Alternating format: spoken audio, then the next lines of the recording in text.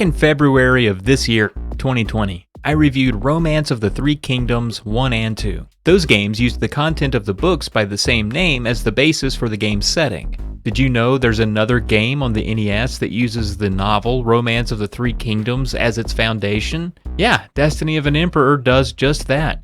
I only know pieces of the story, but the main character in this game, Liu Bei, is an integral part of the novels, known for his ambition and determination in the face of staggering odds. Liu Bei is both a real human figure in history, as he was the emperor of the Shu Han way back in the year 221. His fictional portrayal in the novel is a little more idyllic, as a novel romancing the era would do. Plus, it was written a full millennia later, so there's that. Where the Romance of the Three Kingdoms games focused on the management of armies and battles for land, Destiny of an Emperor zooms way in on one of those emperors and his armies. Let's see what's up with Destiny of an Emperor on NES.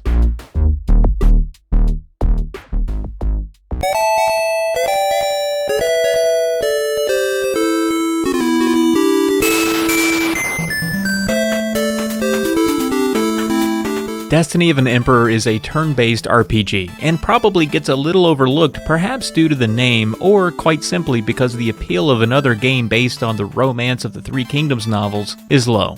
That said, if you're a fan of classic RPGs and somehow haven't discovered this game, I think you might like what you see. I briefly touched on the story in the intro, but the important thing to know is that you manage Liu Bei and his cohorts in banding a small militia together to defend their village from rebels led by an evil sorcerer. Over the course of the game and as the story unfolds, Liu Bei gains power on the trek to uniting China under Shu Han, a successor to the Han dynasty. As these games go, there's a town and some NPCs you can talk to. All of the usual RPG mainstays are here: inns for rest, stores for health replenishments and weapons, and the ability to save. It's important to talk to everyone in the town, as some might wish to join your militia, and you can outfit them with equipment and weapons and order them in your party as you wish.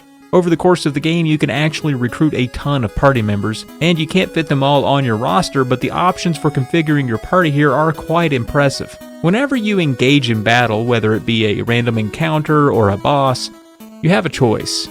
You can either take turns and plan your attacks out hit by hit, or, to save yourself dozens of hours, you can select all out.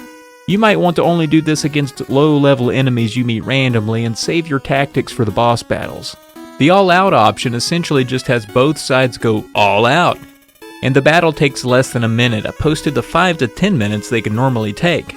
One unique thing here is that in order to move around the map, your party has to be stocked with food. You can buy food in town and it goes down as you move around, so it's important to pack a lunch before you leave town. If you run out, the health of your party slowly diminishes. And, speaking of party, the numbers you see in battle do not represent your life, rather, they represent your lives. Each member of your party is a warlord, and the number is how many soldiers each controls. It puts a little different perspective on war, and is another neat way this game differentiates itself from its contemporaries. Lastly, no RPG would be complete without some sort of magic casting, and here magic is used through a tactics system. The tactics are special skills certain members of your party can learn as they level up. To use them, you have to deem one worthy member of your party as a strategist, which pulls them out of the action, but allows their tactical skills to be used. If you choose to battle in all-out mode, tactics are not used. The two armies just walk up close and start whacking one another with swords. Because the names of these tactics are Chinese, it's difficult to remember what each one does, and that's where the manual comes in handy.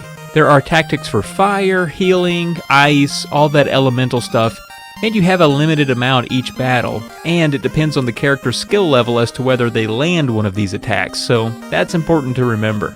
All said, Destiny of an Emperor is a fantastic game on the NES, especially if you enjoy turn-based RPGs. And smoking pot, apparently. The story is rooted in non-fiction, the game feels extremely balanced, the music is great, and the battle system is, while nothing extraordinary, wrinkled enough to stand out.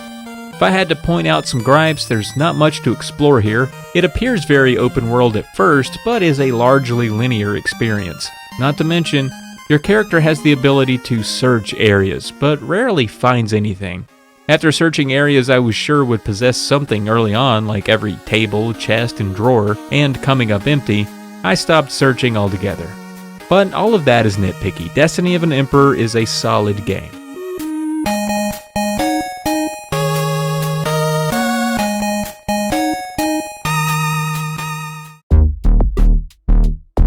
There is a sequel that never left Japan. The title for that one translates to The Devouring of Heaven and Earth 2, The Story of Kong Ming. While this game was never released in North America and would be difficult to play without knowing Japanese, a ROM with an English patch was made available back in 2006. I haven't had a chance to play it yet and may feature it one day in its own video.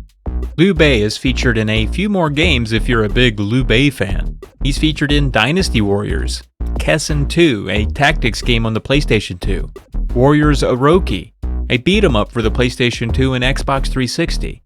He's a monster in Puzzles and Dragons, and most recently, he was a playable warlord in Total War 3 Kingdoms.